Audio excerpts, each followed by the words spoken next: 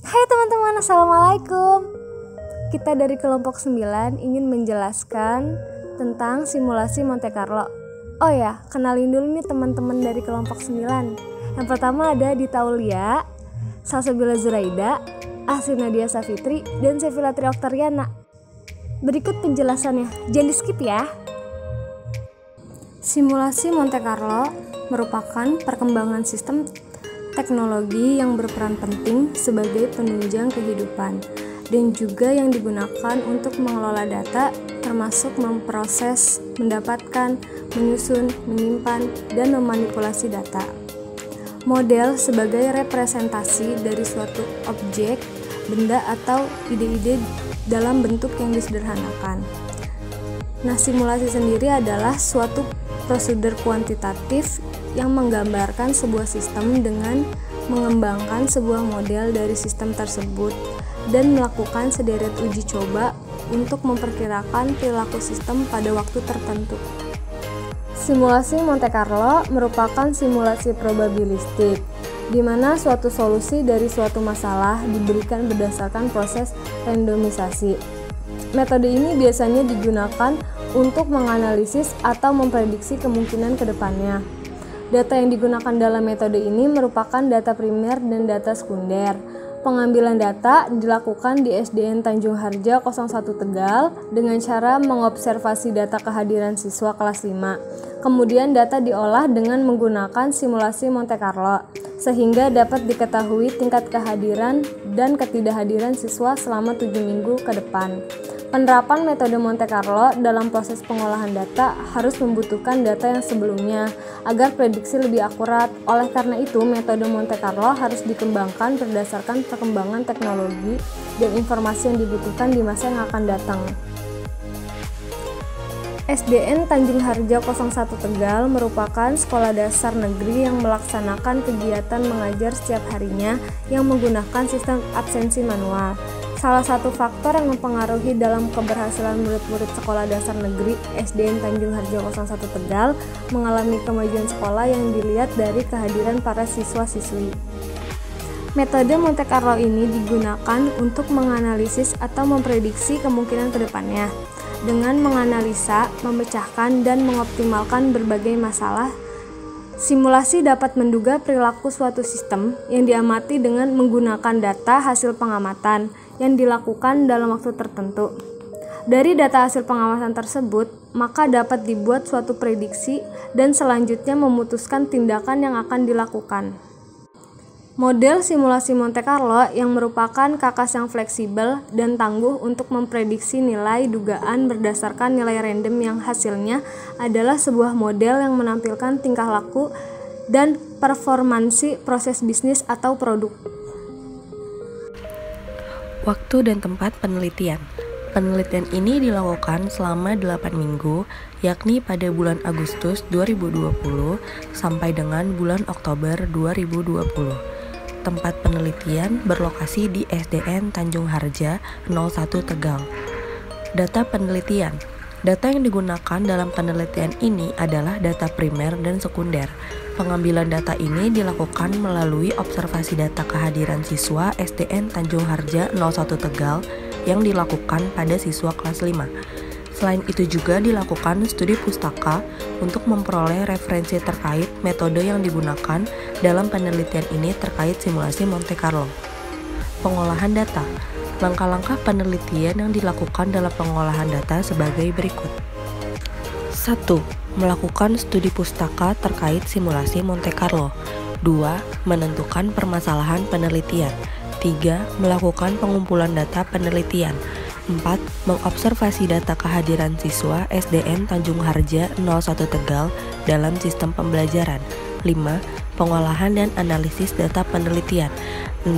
Pemecahan permasalahan penelitian.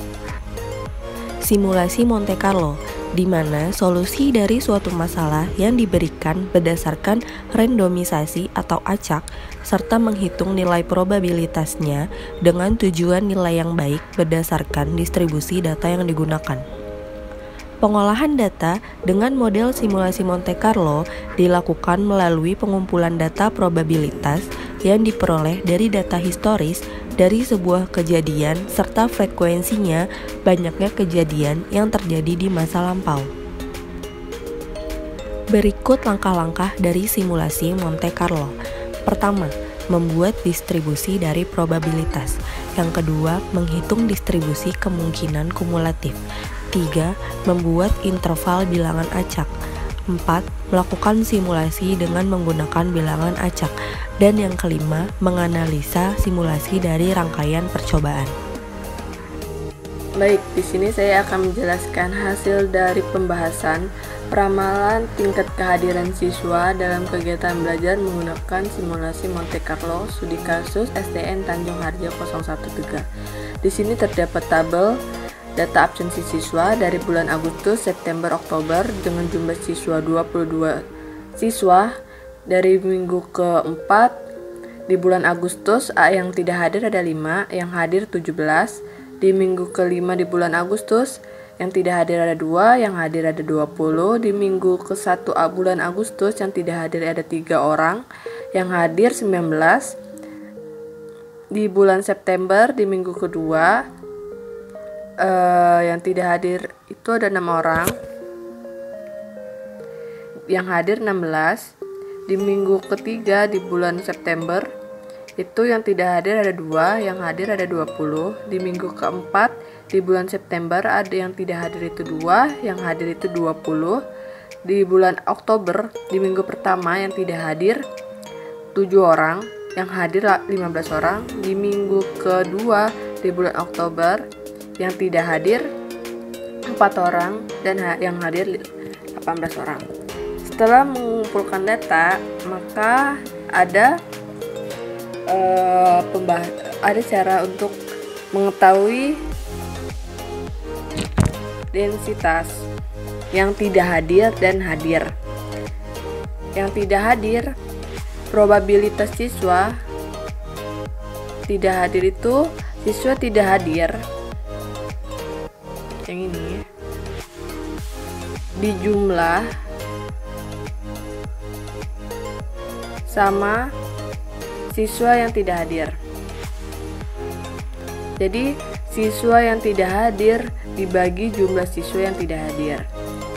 Misalkan 5 dibagi jumlah siswa yang tidak hadir gitu. Probabilitas siswa hadir pun juga sama caranya. Siswa yang hadir 17 dibagi jumlah siswa yang hadir.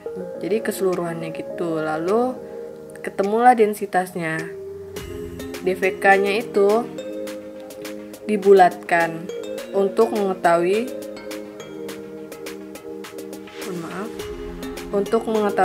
hasil intervalnya. Jadi untuk mengetahui hasil intervalnya itu dilihat seminimal mungkin. Baik. Saya akan menjelaskan langkah keempat simulasi Monte Carlo, yaitu membangkitkan bilangan acak random atau bisa disebut dengan RNG atau Random Number Generator. Pembangkitan bilangan random dapat dilakukan dengan memanfaatkan Microsoft Excel dengan formulasi sebagai berikut, yaitu sama dengan dan between dalam kurung tuliskan batas bawah yang ingin dicapai dan koma batas atas yang ingin dicapai, tutup kurung.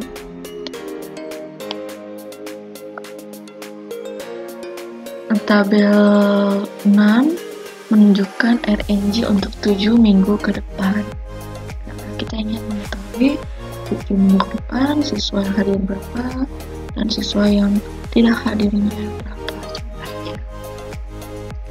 Selanjutnya adalah langkah kelima, yaitu membuat simulasi dari rangkaian percobaan. Hal ini dilakukan dengan melihat data random generator, kemudian menentukan data random tersebut ada pada interval berapa sampai dengan berapa. Kita bisa melihat untuk tabel 4 itu menunjukkan interval ketidakhadiran dan tabel 5 menunjukkan data kehadirannya, interval data kehadirannya. Kita langsung ke tabel 7. Misalkan pada minggu ke-1 RNG-nya 57. Kita bisa lihat pada tabel 4 di sini 57 terdapat pada interval 53 sampai dengan 58, di mana yang siswa yang tidak hadir berjumlah 2 siswa tidak hadir pada interval tersebut. Oleh sebab itu kita dapat menuliskan pada kolom tidak hadir itu 2 yang menunjukkan bahwa 2 siswa tidak hadir pada minggu pertama. Misalnya lagi kita ambil pada minggu keempat, RNG-nya itu 66. Kita lihat pada tabel 4, 66 terdapat pada interval 66 sampai 67 dengan siswa yang tidak hadir sejumlah 7. Oleh sebab itu kita menuliskan bahwa pada minggu keempat RNG-nya itu 66, jumlah siswa tidak hadir ialah 7. Misalkan lagi pada minggu ke-7 dengan RNG 91, kita dapat lihat pada tabel 4 91 itu ada di interval 88 sampai dengan 100. Siswa yang tidak hadir ialah 4, sehingga dapat dituliskan pada kolom tidak hadir siswa yang tidak hadir sejumlah 4. Setelah mendapatkan data siswa tidak hadiran siswa dari minggu pertama sampai dengan minggu ke-7, kita lakukan penjumlahannya. Jika didapatkan jumlah siswa yang tidak hadir selama 7 minggu adalah 30. Untuk mengetahui rata-rata ketidakhadiran siswa per minggunya dapat dilakukan dengan cara berikut, yaitu membagi jumlah ketidakhadiran siswa dengan total minggunya, di mana jumlah ketidakhadirannya adalah 30, total minggunya adalah 7, sehingga didapatkan 4 siswa per minggu tidak hadir.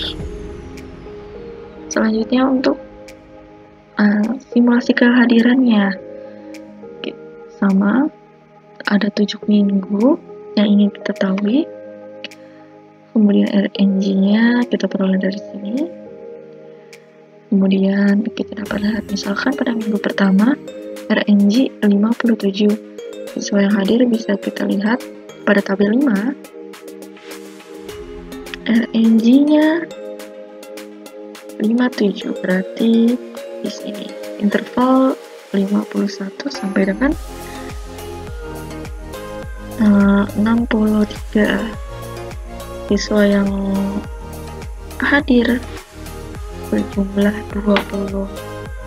Ini kita dapat tuliskan 20 siswa. Tekan lagi pada minggu keempat, RNG-nya 66, kita bisa lihat 66 intervalnya di mana? 66 ada di sini. Pada interval 64 sampai 77. Siswa yang hadirnya sejumlah 20 juga. Selanjutnya pada minggu ke-7, misalkan kita ambil minggu ke-7, RNG-nya 91 ada di interval 89 sampai 100. Kita dapat ketahui bahwa siswa yang hadir adalah 18. Setelah diperoleh dari minggu 1 sampai minggu ke-7, siswa yang hadir, data-datanya sudah diperoleh, kemudian kita jumlahkan. Sehingga diperoleh jumlah siswa yang hadir adalah 132. Untuk mencari rata-ratanya sama dengan cara sebelumnya, yaitu jumlah siswa yang hadir yaitu 132 dibagi dengan jumlah minggunya. Total minggunya ada 7. Jadi didapatkan 19 siswa per minggu yang hadir. Dengan demikian, dengan menggunakan simulasi Monte Carlo, dapat diketahui bahwa dalam 7 minggu ke depan, siswa SDN Tanjung Harja 01 Tegal diprediksikan untuk siswa yang tidak hadir dalam kegiatan belajar mengajar ialah sebesar 30 siswa dengan rata-rata per minggu 4 siswa.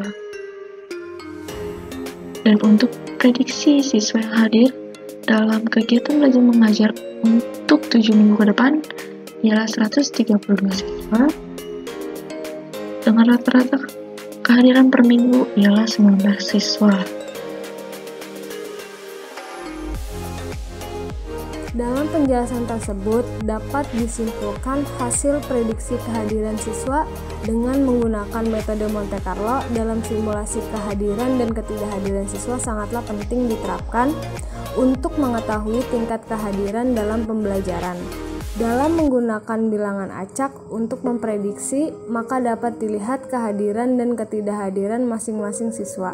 Penerapan metode Monte Carlo dalam proses pengolahan data harus membutuhkan data yang sebelumnya agar prediksi lebih akurat. Oleh karena itu, metode Monte Carlo harus dikembangkan berdasarkan perkembangan teknologi dan informasi yang dibutuhkan di masa yang akan datang.